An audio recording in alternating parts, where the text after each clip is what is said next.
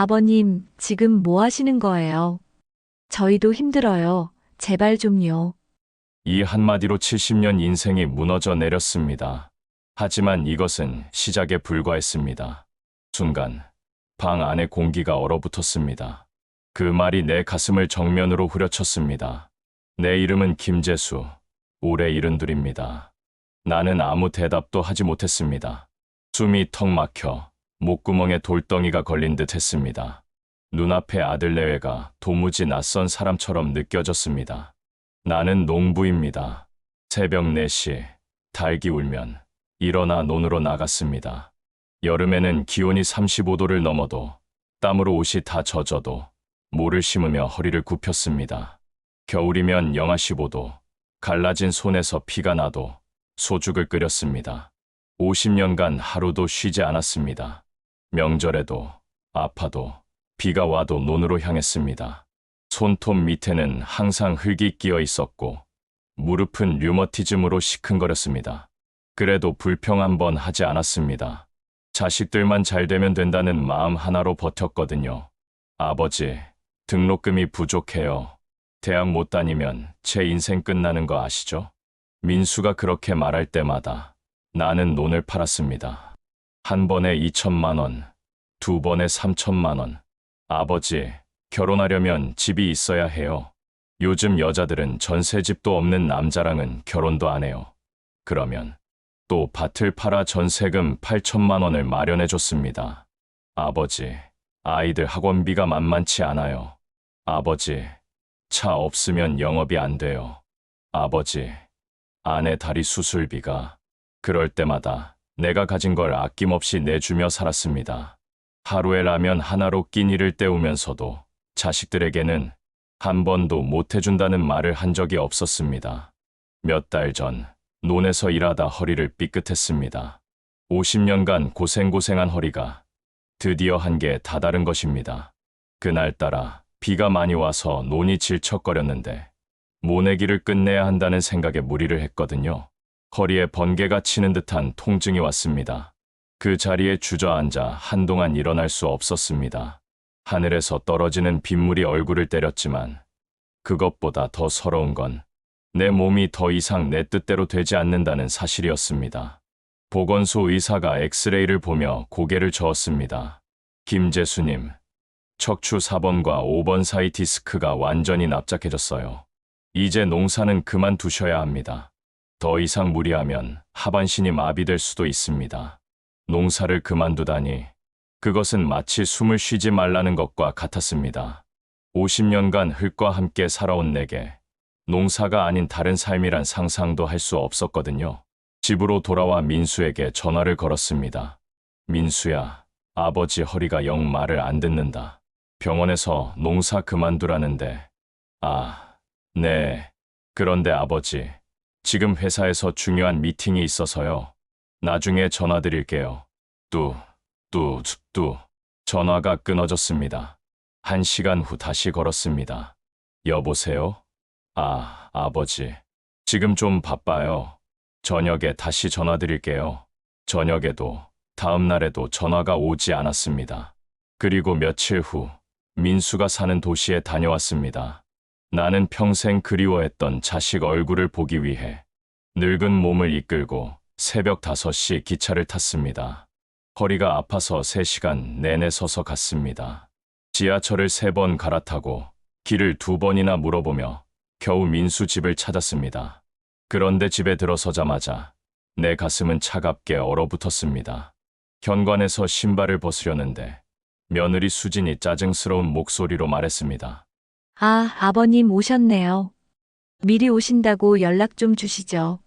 거실에 앉았는데 수진이 물 한 잔도 주지 않았습니다. TV에서는 해외여행 프로그램이 나오고 있었는데 테이블 위에는 몰디브 여행 팸플릿이 놓여 있었습니다. 아버님, 오늘 저녁에 저희 중요한 약속 있는데 혹시 주무시고 가시나요? 더 충격적인 건 손자 태준이와 태희를 보려고 했을 때였습니다. 애들아, 할아버지 왔다 하고 불렀는데 수진이 막았습니다. 아버님, 애들은 지금 온라인 영어 수업 듣고 있어요. 시간당 15만 원짜리 수업인데 방해하지 마세요. 얼마 후 태희가 할아버지 하며 반갑게 달려오려다가 수진의 날카로운 눈빛을 보고는 다시 방으로 들어갔습니다. 그 순간의 태희 표정, 지금도 잊을 수가 없습니다. 저녁 시간이 되자 아들 내외와 손주들은 저녁 약속이 있다면 나갔습니다. 그거야 미리 잡힌 약속이니까 충분히 이해가 갔지만 저녁으로 편의점 도시락 하나 전자레인지에서 돌려서 차려주더군요. 며느리가 직장 다녀서 시간이 없는 것도 아니고 내가 저녁 시간에 임박해서 간 것도 아닌데 나는 그 도시락을 받아들고 조용히 먹었습니다. 50년간 새벽부터 밤까지 일해서 이 가족을 먹여 살린 아버지가 편의점 도시락으로 저녁을 때우고 있다니 음식이 목으로 넘어가지 않았습니다. 더 참을 수 없었던 건 아이들이 할아버지는 왜 도시락 드세요? 라고 물었을 때 수진이가 한 대답이었습니다. 할아버지는 입맛이 달라서 이런 걸 좋아하셔. 외식을 하고 돌아온 며느리가 아버님, 저희도 애들 학원비, 대출이자 정말 빠듯해요. 솔직히 매달 아버지 용돈 드리는 것도 부담이거든요. 30만 원. 내가 평생 모은 돈에서 매달 보내주던 그 돈이 이들에게는 부담이었습니다. 더 소름 끼치는 말이 이어졌습니다. 요즘 좋은 요양원 많다던데. 아버님 혼자 계시는 것보다 그런 데가 나을 것 같아요. 동년배들도 많고 전문 케어도 받으시고. 민수도 고개를 끄덕였습니다. 맞아요. 아버지. 사실 저희도 애들 교육 때문에 강남으로 이사 계획도 있고요. 강남으로? 내가 놀라서 물었습니다. 그때 수진이 결정타를 날렸습니다. 그래서 혹시 아버님 시골 땅이라도 정리해 주시면 수진의 목소리에 기대감이 묻어났습니다. 저희도 새 출발할 수 있을 텐데요. 나는 그 말을 듣고 가만히 눈을 감았습니다.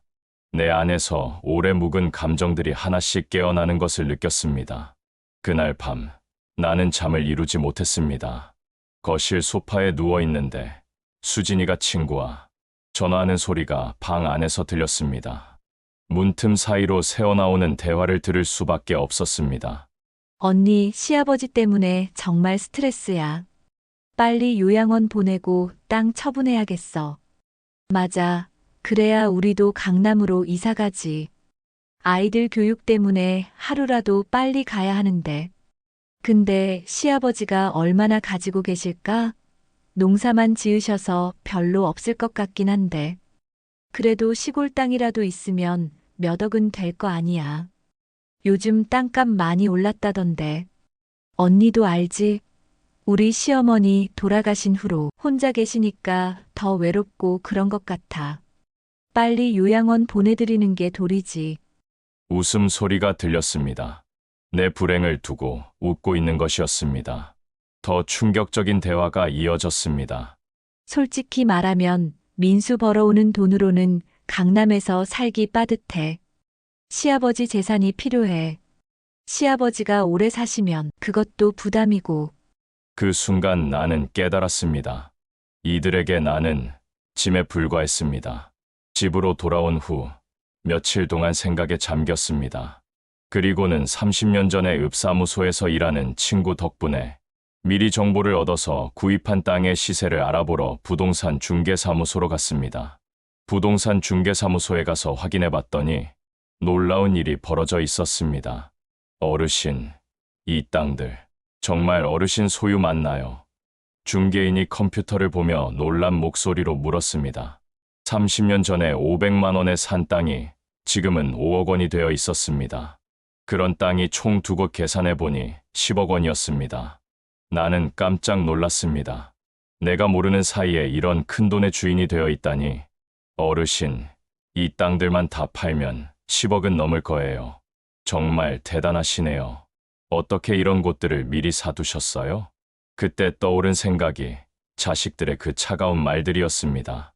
요양원에 보내자, 땅을 처분하자, 시아버지가 오래 사시는 것도 부담되고. 나는 결심했습니다. 누가 진짜 나를 사랑하는지, 누가 돈을 사랑하는지 확실하게 알아보겠다고 민수와 수진을 불렀습니다. 그들은 여전히 차가운 표정으로 왔습니다. 아버님, 무슨 일이세요? 저희 바쁜데. 수지는 시계를 계속 보며 불편한 기색을 숨기지 않았습니다. 아버님, 빨리 말씀해 주세요. 태준이 학원 데려다 줘야 해서요. 민수야, 수진아, 아버지가 결정한 게 있다. 나는 천천히 말했습니다. 너희 말대로 요양원에 들어가기로 했다. 그들의 표정이 순식간에 밝아졌습니다. 아, 정말요. 현명한 선택이세요. 아버지. 수진이 더 노골적으로 기뻐했습니다. 아버님, 정말 잘 생각하셨어요. 제가 알아본 요양원들 정말 좋거든요. 그래, 땅도 다 팔기로 했다. 나는 덤덤하게 말했습니다. 와, 아버지, 정말 잘하셨어요. 민수가 흥분했습니다. 걱정 마세요. 저희가 아버지 요양원비 다 내드릴게요. 그때 나는 첫 번째 폭탄을 던졌습니다. 그런데 말이야, 그 땅이 생각보다 비싸게 팔릴 것 같다. 얼마나요? 나는 잠시 침묵했다가 말했습니다. 40억 원 정도. 순간 그들의 입이 떡 벌어졌습니다. 수진이 의자에서 일어날 뻔했습니다. 민수도 마찬가지였습니다. 아버지 정말로요? 40억 원이요? 30년 전에 몰래 사둔 땅들이 많이 올랐더라고. 그때부터 그들의 태도가 완전히 바뀌었습니다. 마치 스위치를 켠 것처럼 말이죠. 아버지, 그럼 저희가 평생 걱정 없겠네요. 민수가 신난 목소리로 말했습니다. 수지는 더했습니다. 아버님, 그럼 요양원도 제일 좋은 곳으로 월 1,000만 원짜리 VIP실로 모셔드릴게요. 갑자기 극진하게 대하기 시작했습니다. 아버님, 뭐 필요한 거 없으세요? 마사지기라도 사드릴까요? 아니면 보약이라도. 민수가 급하게 전화를 걸기 시작했습니다. 여보세요? 강남 아파트 그거. 네, 계약 진행하겠습니다. 수진도 마찬가지였습니다. 언니, 나 지금 바로 백화점 갈 거야. 시아버지 선물 사러. 민수와 수진이는 완전히 다른 사람들이 되어 있었습니다. 그런데 말이야, 아버지가 마음을 바꿨다. 네, 무슨 말씀이세요? 40억 원 너희한테 주지 않기로 했어. 순간 그들의 얼굴이 굳었습니다. 마치 얼음으로 만든 가면을 쓴 것처럼요. 대신에 나는 미소를 지었습니다. 그 돈으로 내가 하고 싶었던 일을 할 거야. 무슨 일이요? 수진이 떨리는 목소리로 물었습니다. 세계 여행, 평생 농사만 지었으니까 이제 내가 보고 싶었던 세상을 다 보고 다닐 거야. 유럽도 가고, 미국도 가고, 호주도 가고. 그 말을 듣자 수진의 얼굴이 완전히 일그러졌습니다. 아버님, 그게 무슨 말씀이세요? 40억 원을 혼자 다 쓰신다고요? 왜? 내 돈인데 내가 쓰면 안 되냐? 민수가 다급하게 말했습니다. 아버지, 그래도 저는 아버지의 아들인데 자식한테 조금이라도. 나는 녹음기를 꺼냈습니다. 얼마 전에 니네 집에 갔을 때 수진이가 친구한테 한 말 들어볼래? 녹음기에서 수진의 목소리가 흘러나왔습니다. 언니, 시아버지 때문에 정말 스트레스야. 빨리 요양원 보내고. 수진의 얼굴이 새파랗게 변했습니다. 그리고 태준이한테 할아버지한테 달라붙지 말라고 한 것도 다 들었어. 나는 차갑게 말했습니다. 그때 수진이 완전히 돌변했습니다. 아버님, 지금 뭐 하시는 거예요? 수진이 소리쳤습니다. 이거 들려주시려고 저희를 부르신 거예요? 더 충격적인 말이 이어졌습니다. 솔직히 말하면 저는 아버님이 빨리 돌아가시길 기다렸어요. 그래야 재산이라도 물려받으니까. 민수도 마찬가지였습니다. 아버지 왜 이러세요? 그럼 저희는 평생 가난하게 살라는 거예요? 제 친구들은 다 부모님한테 물려받아서 잘 사는데 가난하게? 나는 웃었습니다. 너희가 일해서 벌면 되잖아. 나처럼. 나는 70이 넘어서도 일했는데 너는 고작 40인데 왜 일 안 하고 부모 재산만 바라보니? 그날 밤 수진과 민수는 집에서 큰 싸움을 벌였습니다. 이웃집까지 들릴 정도로 소리를 질렀습니다. 당신 아버지 때문에 우리 인생 망했어. 그럼 어떻게 해? 아버지가 안 준다는데. 다 당신이 잘못해서 그런 거잖아. 수진의 목소리는 점점 더 날카로워졌습니다. 40억 원이 있으면 우리 아이들 미국으로 조기 유학도 보낼 수 있었어. 강남에서 떵떵거리며 살 수 있었다고. 미안해. 내가 아버지를 잘못 알았나 봐. 마침내 수진이 최후 통첩을 날렸습니다. 당신 선택해. 아버지를 설득해서 돈을 받아내든지 아니면 나랑 이혼하든지. 일주일 후, 더 충격적인 일이 벌어졌습니다. 수진이 정말로 이혼을 요구했습니다. 40억 원 없으면 저는 이 결혼 계속 못해요. 애들도 아빠 없이 키울게요. 그리고 친정으로 아이들을 데려가 버렸습니다. 태희가 짐을 싸며 울먹였습니다. 할아버지, 보고 싶으면 어떻게 해요? 수진이 태희의 손을 잡아 끌며 말했습니다. 할아버지는 이제 못 봐. 할아버지가 우리 가족을 싫어하셔. 그 말을 듣는 태희의 표정, 지금도 가슴이 아픕니다. 민수는 완전히 무너졌습니다. 매일 술을 마시며 아버지 때문에 가정이 파탄났다고 원망했습니다.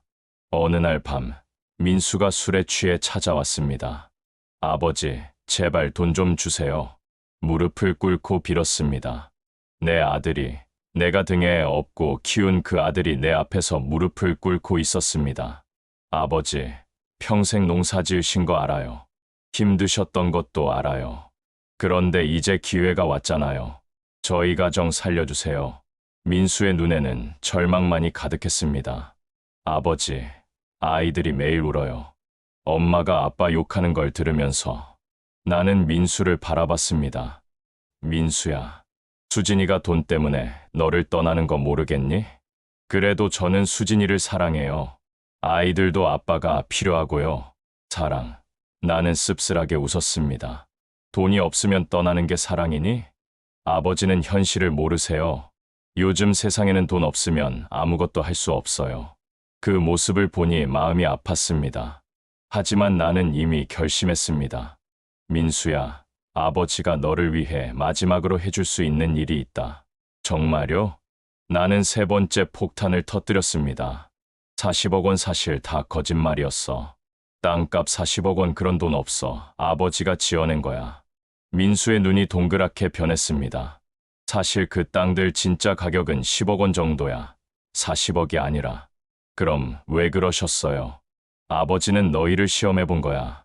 돈이 있을 때와 없을 때 어떻게 다르게 대하는지. 민수가 주저앉았습니다. 아버지, 왜 그런 거짓말을? 거짓말이라고? 너희가 먼저 거짓말했잖아. 나를 사랑한다고, 효도하겠다고. 그게 다 거짓말 아니었어? 민수는 한동안 아무 말도 할 수 없었습니다. 그의 얼굴에는 분노와 절망, 그리고 깨달음이 교차했습니다. 아버지, 그럼 수진이는 절대 돌아오지 않을 거예요. 그럴 거야. 나는 담담하게 말했습니다. 그런 여자와 살고 싶니? 그때 나는 마지막 진실을 말했습니다. 민수야, 그 10억 원은. 나는 잠시 멈췄습니다. 네가 진짜로 뉘우치면 줄 생각이었어. 정말요? 하지만 네 아내를 봐라. 돈이 없다고 하니까 바로 이혼하겠다고 하잖아. 그런 사람하고 살려고? 그럼 제가 어떻게 해야 하죠? 네가 결정해.